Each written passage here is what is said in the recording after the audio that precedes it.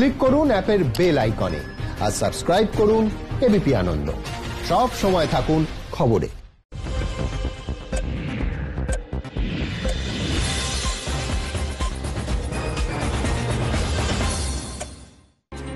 নমস্কার, দেখছেন এবিপি আনন্দ। আপনাদের সঙ্গে আমি শুভ্রজিৎ। শুরু করছি 7টায় বাংলা। বিজেপিতে যোগ দিতে অস্বীকার করায় কোপানোর অভিযোগ। ক্যানিংয়ে আক্রান্ত তৃণমূল কর্মী, বাঁচাতে গিয়ে আক্রান্ত স্ত্রী। তৃণমূলের গোষ্ঠী কোন্দলের জের, পাল্টা দাবি বিজেপির।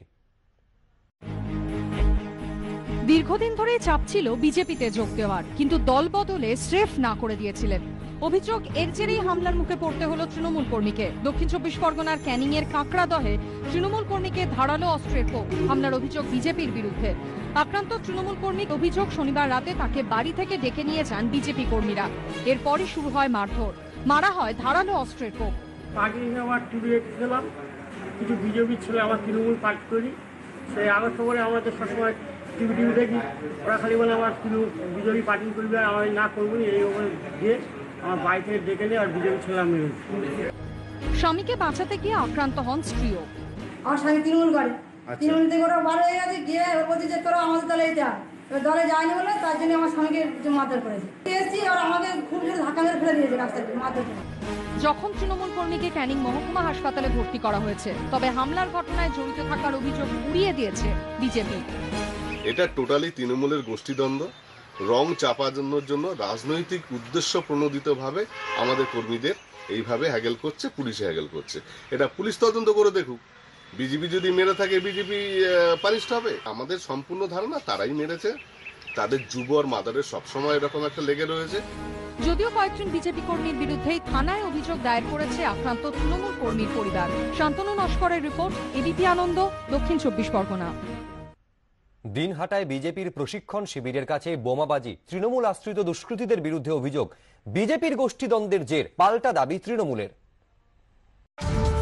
পুজোর মুখেও রাজনৈতিক হিংসার বিরাম নেই কোচবিহারে। এবার বিজেপির প্রশিক্ষণ শিবিরের কাছে বোমাবাজি। হামলার অভিযোগ তৃণমূলের বিরুদ্ধে। দিনহাটার বাসন্তীর ঘাটে বিজেপির 25 নম্বর মণ্ডলের কর্মীদের প্রশিক্ষণ চলছে। রবিবার ওই শিবিরের কাছেই বোমাবাজি করে দুষ্কৃতীরা, যদিও কেউ হতাহত হননি। পরিকল্পিতভাবে বিজেপির প্রশিক্ষণ শিবিরে তৃণমূল কংগ্রেস হামলা চালিয়েছে। হামলা চালিয়ে সেটাকে বিজেপির গোষ্ঠীদ্বন্দ্ব বলে চালিয়ে দেবার চেষ্টা করছে। তৃণমূলের দাবি বিজেপির গোষ্ঠী কোন্দলের জেরেই এই হামলা। আমাদের তৃণমূলের কার্যালয় থেকে আমি দেখতে পেলাম বিজেপির একটা গোষ্ঠী ওখানে মিটিং করছে, আর একটা গোষ্ঠী এসে ওখানে বম বাস করলো। তৃণমূলের কোনো রকম ছেলেপেলে আমরা যুক্ত ছিল না। এই রাজনৈতিক তরজার মধ্যেই পুলিশের উপস্থিতিতে ফের শুরু হয় বিজেপির প্রশিক্ষণ শিবির। শুভেন্দু ভট্টাচার্য রিপোর্ট, এবিপি আনন্দ, কোচবিহার। কিষাণ মান্ডি তৈরির নামে টাকা লুট করছে তৃণমূল। কৃষি আইনের সমর্থনে আলিপুরদুয়ারে দলীয় কর্মসূচিতে শাসক দলকে আক্রমণ বিজেপি নেতা সায়ন্তন বসুর। কৃষক স্বার্থ বিরোধী আইন তৈরি করে কৃষক প্রেমের নাটক, কটাক্ষ তৃণমূলের। কৃষি মান্ডিটা বানানো হচ্ছে, কিন্তু লুটপাট করছে তৃণমূল। শনিবার আলিপুরদুয়ার 1 নম্বর ব্লকের কুমোরপাড়ায় দলীয় কর্মসূচিতে বক্তব্য রাখতে গিয়ে এভাবেই তৃণমূলকে নিশানা করেন সায়ন্তন বসু। কেন্দ্রের কৃষি আইনের বিরোধিতায় প্রথম থেকেই দেশ জুড়ে সরব বিরোধী দলগুলি। আইনের সমালোচনা করে রাজ্যে একাধিক জায়গায় প্রতিবাদ সভা মিছিল আয়োজন করেছে তৃণমূল। আইনের সমর্থনে পাল্টা প্রচারে নেমেছে বিজেপি। রবিবার আলিপুরদুয়ারে এমনই এক কর্মসূচিতে গিয়ে কৃষক স্বার্থ নিয়ে তৃণমূলকে বিঁধেছেন বিজেপি নেতা। প্রধান রোজগারের মাধ্যম হয়ে গেছে দালাল কোরেদের থেকে। তার জন্য আপনার সামনে বাংলার কৃষক বলছে 5 টাকায় বিক্রি হয়েছে ওদের আলু, আর কুচবিহারে আলিপুরে বিক্রি হয়েছে 45 টাকায়। 40 টাকার মার্জিন কে খেলো? ওরেরা খেলো, দালালেরা খেলো। সেটা এখন বন্ধ হয়ে যাবে। 7 দিন ধরে বিরিয়ানি খেত, এখন 7 দিন ধরে পান্তা ভাত খেতে হবে। কৃষি মান্ডিগুলো হয়েছে কেন? কাটমানি খাওয়ার ব্যবস্থা হয়েছে। সব তদন্ত হবে আমাদের সরকার, সব কটাকে জেলে পাঠাবো। কৃষি আইন নিয়ে পাল্টা সুর চড়িয়েছে তৃণমূলও। কৃষকদের পেটে লাথি মেরে এখন কৃষক প্রেম দেখানোর চেষ্টা হচ্ছে। যে কৃষি বিল ওরা করলো তাতে কৃষকদের দিনমজুর বানাচ্ছে। বিজেপির যে মুখোশটা বাকি ছিল খোলার, সেটাও খুলে গেছে। বছর ঘুরলেই রাজ্যে ভোট। কৃষি আইনকে হাতিয়ার করে শাসক বিরোধী দুপক্ষই প্রচারে ঝড় তুলবে, এই চাপানুতোর তারই ইঙ্গিত। অরিন্দম সেন, এবিপি আনন্দ, আলিপুরদুয়ার।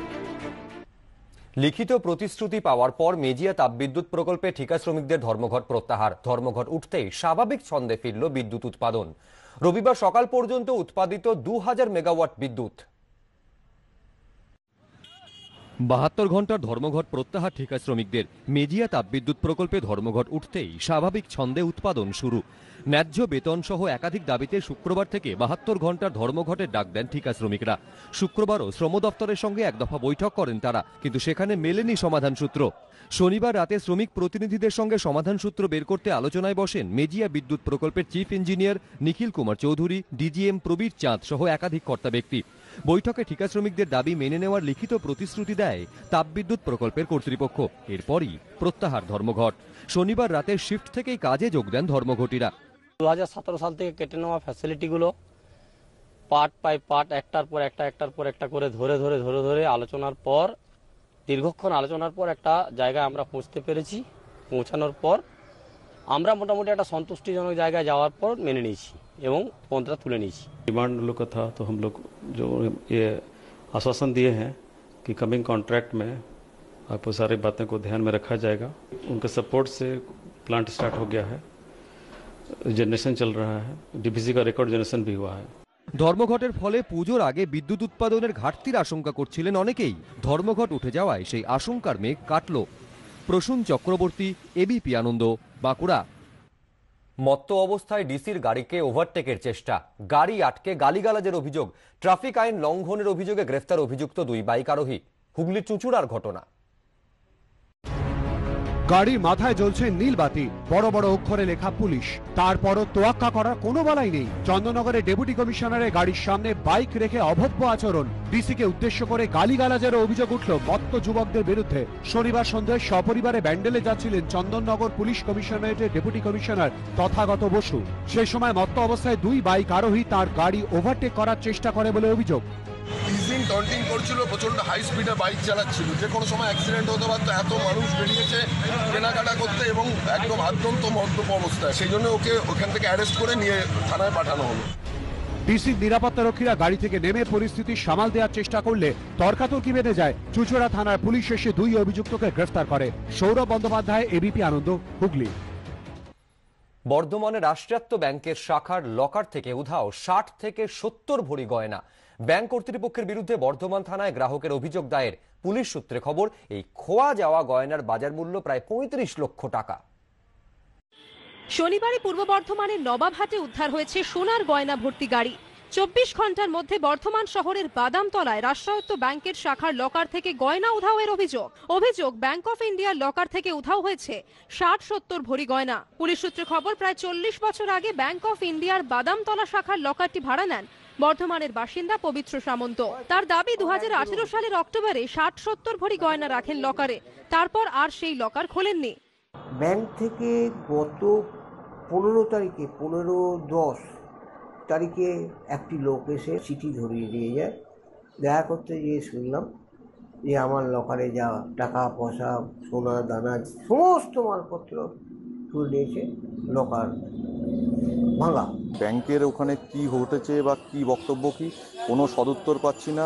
ম্যানেজার বলছেন এবং যিনি লকারের চার্জে আছেন তারও বক্তব্য যে তারা ধরুন 1 মাস কি 1.5 মাস কেউ ওই ব্রাঞ্চে জয়েন করেছে, তাদের এই ব্যাপারে কোনো কিছু জানা নেই। পার্টিকুলার একটা লকারে যখন ক্ষতি হয়েছে তার মানে এটা কোনো না কোনো চক্রান্ত এবং হচ্ছে ব্যাংক কর্মীদের যোগ সাজসী এটি ঘটেছে। পরিবারের তরফে ব্যাংক কর্তৃপক্ষের দিকে আঙুল তুললেও কোনো প্রতিক্রিয়া মেলেনি ব্যাংকের। ব্রাঞ্চ ম্যানেজার সুবীর মুখোপাধ্যায়কে বারবার ফোন করা হলেও তিনি ফোন ধরেননি। বর্ধমান থানায় অভিযোগ দায়ের করেছে পরিবার। পূর্ব বর্ধমানের অতিরিক্ত পুলিশ সুপার কল্যাণ সিংহ রায় জানান, অভিযোগ পেয়েছি, ঘটনার তদন্ত শুরু হয়েছে। পুলিশ সূত্রে খবর, ঠিকভাবে লকারটি বন্ধ করা হয়েছিল কিনা তা খতিয়ে দেখা হচ্ছে। শনিবার দুপুরে হাওড়ার জগাছায় ডাকাতি হয় একটি স্বর্ণ ঋণদানকারী সংস্থায়। রাতে বর্ধমানে মেলে দুষ্কৃতীদের গাড়ির হদিশ, উদ্ধার হয় সোনার গয়না। সেই ঘটনার রেশ কাটতে না কাটতেই বর্ধমানেরই একটি ব্যাংকের লকার থেকে উধাও সোনার গয়না। কমল কৃষ্ণদের রিপোর্ট, এবিপি আনন্দ, পূর্ব বর্ধমান।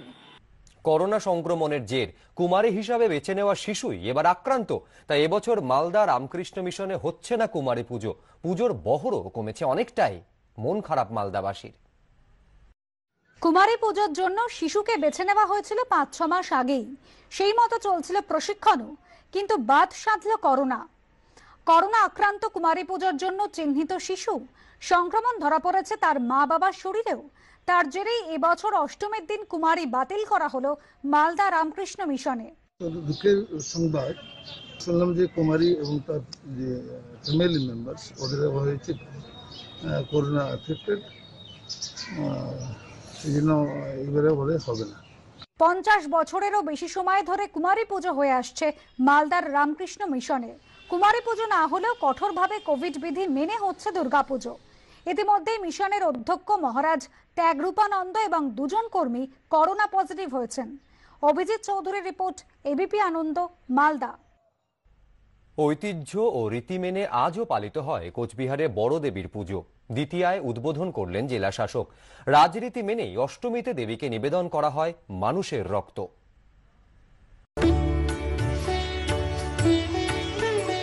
রাজা নেই রাজপাট, কিন্তু প্রাচীন রীতি মেনে আজও পুজো হয় কোচবিহারের বড় দেবীর। আগে নরবলির প্রচলন ছিল, এখন সেই রীতি না থাকলেও বড় দেবীর পুজোয় লাগে মানুষের রক্ত।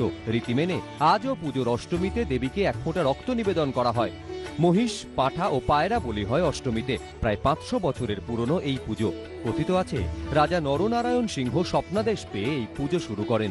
আমাদের দেবী দর্শন কিংবা দেওয়া দেখা বলে একটা পুজো আছে, সেটা আমাদের আজকে হলো। মায়ের সম্মুখে এই পুজোটা হলো। আমাদের যে পোশাকুচি আছে তার মধ্যেই মাকে দর্শন করলো পূর্ণ সাজে।